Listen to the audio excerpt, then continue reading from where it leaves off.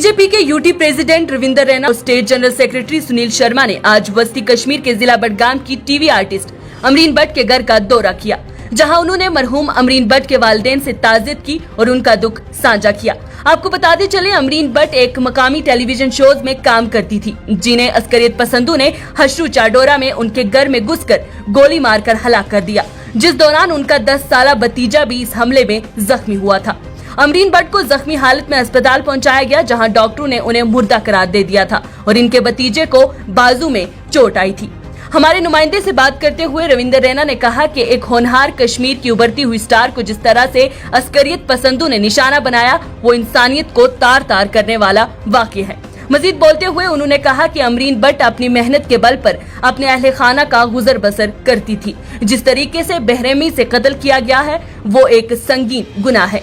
इसी दौरान हमारी नुमाइंदे से बात करते हुए BJP state general secretary Sunil Sharma ने फारूक अब्दुल्ला के बयान की मजम्मत करते हुए कहा कि नेशनल कॉन्फ्रेंस के सदर डॉक्टर फारूक अब्दुल्ला खुद को और अपनी पार्टी को बचाने के लिए इस तरह की बयानबाजियां कर रहे हैं। उन्होंने मजीद बोलते हुए कहा कि ईडी की तहकीकात जो ही रफ्तार पकड़ती है तो फारूक अब्दुल्ला को सभी पार्टियों को मिलाने का ख्याल आ जाता है। सुनील शर्मा ने कहा कि कश्मीर की आवाम ने नेशनल कॉन्फ्रेंस के मौक़िफ़ को और उनके दोगलेपन को रिजेक्ट कर दिया है और यही वजह है कि नेशनल कॉन्फ्रेंस को अब बाकी पार्टियों के तावन की या साथ की जरूरत पड़ रही है। अमरीन भट्ट के घर से ताज़ियत के बाद बीजेपी के सीनियर लीडर रविंदर रैना और स्टेट जनरल सेक्रेटरी ने पुलवामा के सांबोरा में शहीद जम्मू कश्मीर पुलिस के सब इंस्पेक्टर फारूक अहमद मीर के घर जाकर लौकीन के साथ गहरी ताज़ियत का इजहार किया और इनके बूढ़े वालिदैन और बीवी बच्चों से उनकी रहायशगाह पर जाकर मुलाकात की।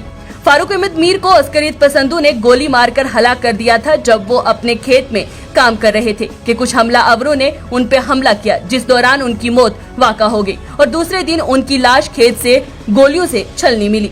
इसी केस में जम्मू कश्मीर पुलिस को एक बड़ी कामयाबी मिली है, जिसमें फारूक अहमद मीर के कत्ल में मुलव्विस करीबी रिश्तेदार समेत 3 हमसाये नौजवानों को गिरफ्तार भी किया गया है। याद रहे, जम्मू कश्मीर भाजपा चीफ रविंदर रैना और state general secretary Sunil Sharma पिछले 3 दिनों से वादी के दौरे पर हैं। मैं आज उनके घर में ताज़ियत पर आया हूँ। जिस तरीके से एक जुल्म सितम हुआ और एक बेगुनाह बेटी का कत्ल कर दिया गया, इंसानियत को भी तार तार कर दिया गया, दागदार कर दिया गया और इंसानियत भी शर्मसार हो गई। एक होनहार कश्मीर की एक उभरती हुई स्टार, एक राइजिंग स्टार जो कि टीवी कलाकार थी और अपनी मेहनत के बल पर अपने घर का, अपने बुजुर्ग मजदूर, अपने पिता और अपने परिवार का गुजर बसर करती थी। जिस तरीके से उसका बेरहमी से कत्ल किया गया,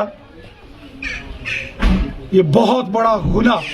देखिए, फारूक अब्दुल्ला साहब अब कश्मीर बचाने के लिए नहीं, वो अपने आप को और अपनी पार्टी को बचाने के लिए इस वक्त लोगों को आह्वान कर रहे हैं। आपने देखा होगा, जो ही ईडी थोड़ा सा अपना इन्वेस्टिगेशन का काम शुरू करती है तो फारूक साहब को सब पार्टियों को इकट्ठा लेने का ख्वाब दिखता है। आप इस बात को मान लीजिए कि कश्मीर की आम आवाम ने इस वक्त नेशनल कॉन्फ्रेंस के इस मौक़िफ़ को रिजेक्ट कर दिया है।